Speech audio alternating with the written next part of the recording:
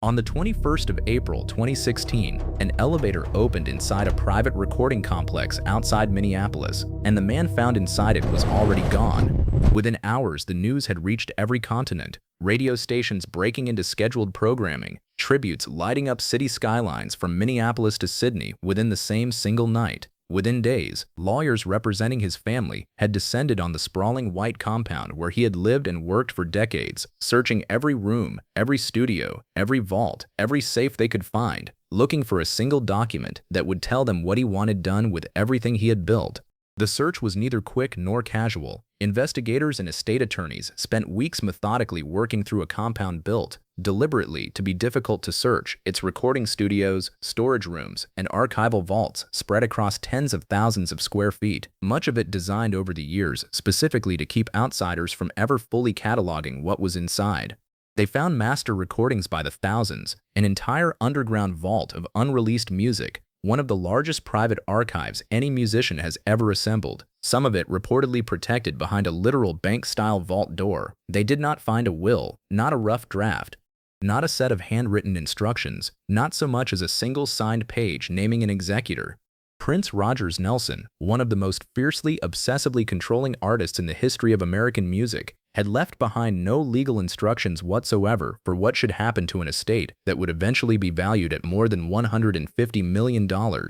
That fact alone should stop you, because it does not fit the man everyone thought they knew. This was not some absent-minded genius who never thought about business. This was an artist who had gone to war with his own record label over who owned his name, who had once appeared in public with the word slave written across his own face in protest, who had spent a decade recording under an unpronounceable symbol specifically so that the corporation controlling his old masters could not use his birth name to sell records against his wishes. Nobody in modern music history fought harder to control what belonged to him. So the question this episode has to answer is not how his money disappeared, because most of it eventually did not. It is why a man who understood control at that level, who built an entire career around it, left the single most important act of control in his life completely, totally undone. To understand how that happened, you have to go back to where the control itself came from, because nobody handed Prince that instinct either. He grew up in Minneapolis, the son of two musicians, and by his teenage years he was already writing, producing, and playing nearly every instrument on his own recordings himself, a level of total creative self-sufficiency almost unheard of for someone his age breaking into a major label system.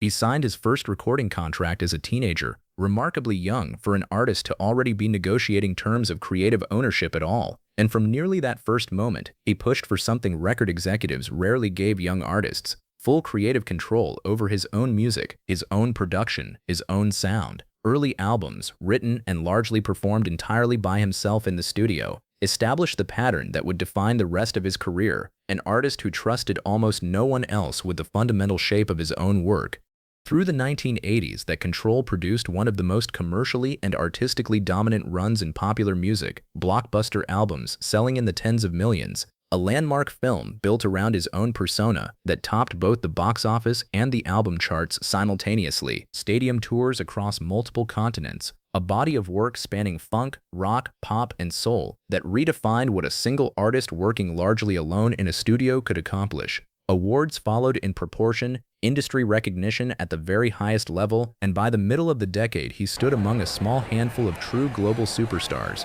his name synonymous with both commercial success and near-total creative independence within an industry that rarely allowed either. But the more successful he became, the more he came to believe that even his own name no longer belonged to him. In the early 1990s, locked in an escalating dispute with his record label over ownership of his master recordings and the pace at which he was allowed to release new music, he made a decision almost nobody in the industry had ever attempted. He stopped using the name Prince entirely and began performing and releasing music instead under an unpronounceable symbol, a mark with no verbal name at all, forcing journalists and fans alike to refer to him, half seriously, as the artist formerly known as Prince, a phrase that itself became a permanent part of pop culture vocabulary. The label, obligated contractually to keep releasing material under an agreement he now considered unjust, found itself in the strange position of promoting an artist whose own name it was no longer allowed to speak without irony. He appeared in public during this period with the word slave written across his cheek, a direct, unmistakable protest against a contractual relationship he felt had reduced him to property owned by someone else. A message photographed and reprinted around the world, impossible for the industry to ignore, even as many at the time dismissed it as theatrical excess rather than the genuine grievance it actually was. He won that fight, eventually, on his own terms. Within a few years, he had renegotiated his way to unprecedented ownership over his own new recordings, and later in his career he spent enormous effort and money buying back rights to his older material as well, steadily reclaiming control piece by piece over decades. By the time of his death, he had built one of the most extensive artist-controlled catalogs in the music industry, an underground vault beneath his own studio complex, holding an estimated tens of thousands of unreleased recordings that he alone had decided when, or whether, the world would ever hear. Every detail of his public image operated under the same instinct. He controlled his own photography, restricted footage of his live shows, managed his own website and online presence directly rather than through any label intermediary, treated every visual and sonic detail associated with his name as something to be personally, actively defended, rather than simply managed. This is the machine this episode is actually about, and it is unlike every other machine this series has examined, because it was never built to generate passive income the way a railroad or a brewery or an oil field was. It was built entirely around one single principle, that control over his own creative and commercial identity belonged to him and to no one else, defended fiercely and repeatedly across 4 decades against labels, against courts, against anyone who tried to take a piece of it. And it worked, for as long as he was alive, to keep defending it personally, every single day, through sheer force of will and legal vigilance. That is the flaw hiding inside an otherwise extraordinary success story. A system of control that exists only because one person is standing there enforcing it in real time is not actually a structure, it is a habit, and habits do not survive the person who practiced them. When he died suddenly, with no warning and no illness anyone had been told about, that daily personal enforcement simply stopped all at once, with nothing written down to replace it. Under Minnesota law, when a person dies without a will, the state does not ask what that person might have wanted. It applies a fixed, impersonal formula, dividing the estate among a specific, legally defined set of blood relatives according to a strict order Prince himself had no say in shaping. He had one full sister and several half-siblings on both his mother's and his father's side, some of whom he had remained close to, others he had barely spoken to in years, related to him only through a parent's earlier or later marriage, rather than through any relationship he himself had chosen to maintain. Under the letter of Minnesota's intestacy law, none of that history mattered. Blood relation was blood relation, and the formula did not distinguish between a sibling who had been at his side for decades and one he had exchanged only a handful of words with across an entire lifetime. Think about the strangeness of that outcome for a moment, because it sits at the exact center of this entire episode. This was a man who spent decades deciding personally and specifically who was allowed backstage, who was allowed to hear an unreleased song, who was allowed to use his own name in a sentence for commercial purposes, and the final, largest decision of all, who would inherit everything he had built, was handed instead to a formula written by state legislators who had never met him, applied uniformly to every resident of Minnesota who happened to die without a will, with no capacity whatsoever to account for the actual texture of his relationships, who he trusted, who he had grown distant from, who he might never have chosen at all had anyone ever simply asked him while he was alive to answer.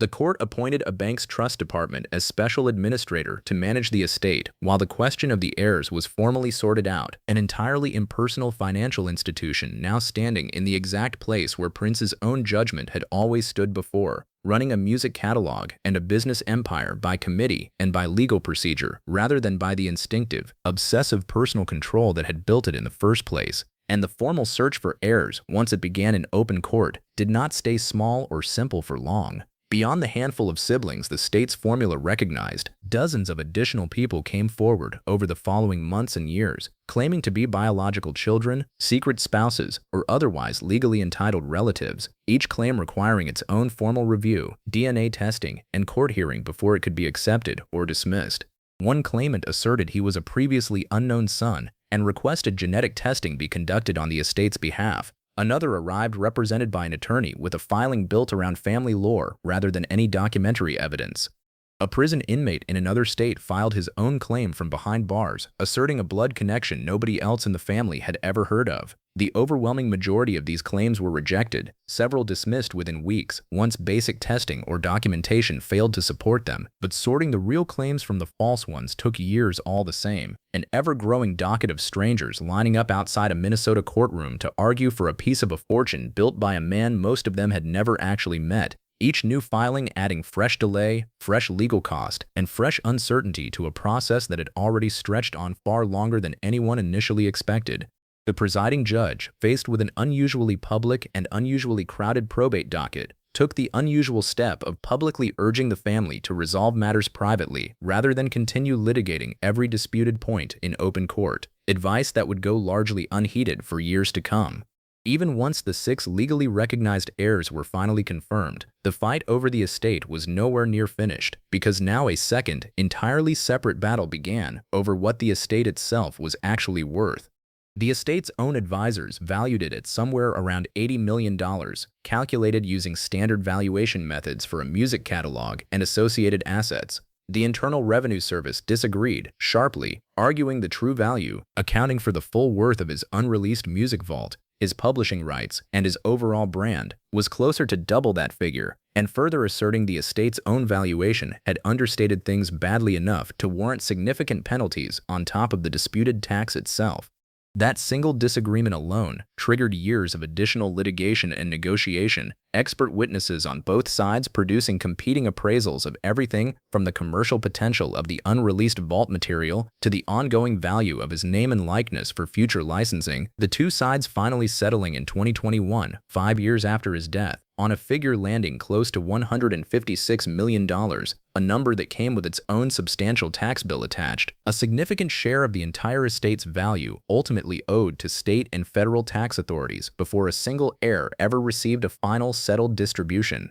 Add up everything this single missing document actually cost. Years of legal fees paid to administrators, appraisers, and attorneys representing multiple competing sides, reportedly running into the tens of millions of dollars by the time the estate finally closed. A public, drawn-out valuation fight with the federal government that a clear estate plan and the more favorable tax planning tools available to anyone who actually writes one could very likely have avoided or at least meaningfully softened.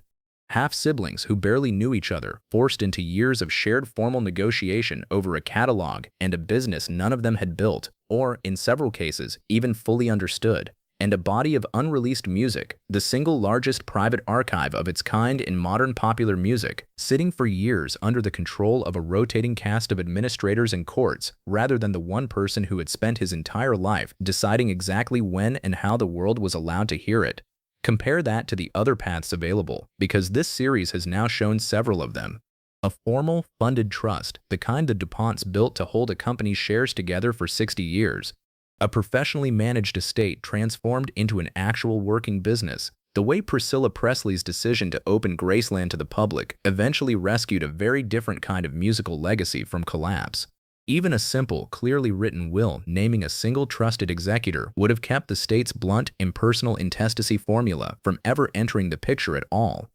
None of these paths require a founder to give up control while they are alive. They simply require writing down once, clearly, what should happen to that control after they are no longer there to defend it personally every single day.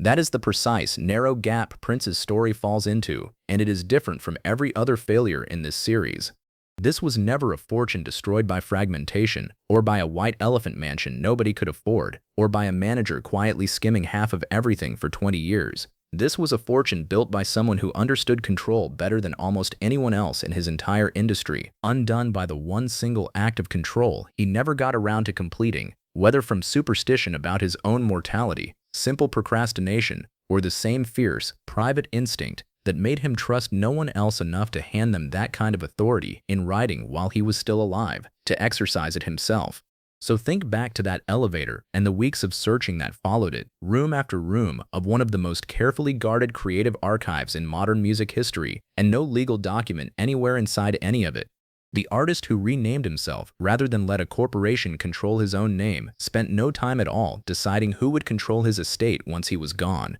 The artist who fought for decades to reclaim ownership of his own masters left the ownership of everything else entirely to chance, to a court, and to a formula written by the state of Minnesota rather than by him.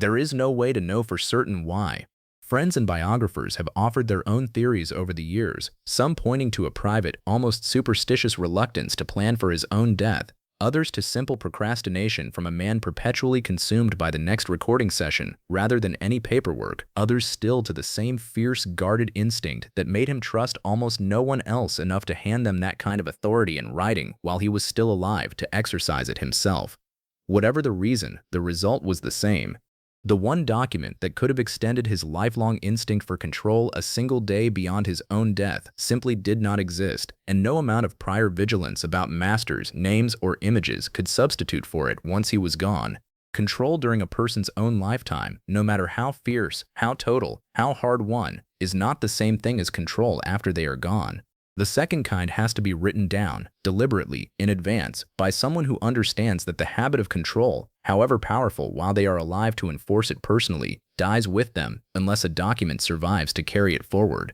Prince controlled almost everything he ever touched: his sound, his name, his image, his masters, his own archive, guarded more fiercely than almost any other artist of his generation. He never wrote down the one document that would have let him keep controlling any of it after the elevator doors closed for the last time, and for 6 years afterward, a court, a bank, and a rotating cast of strangers controlled it instead.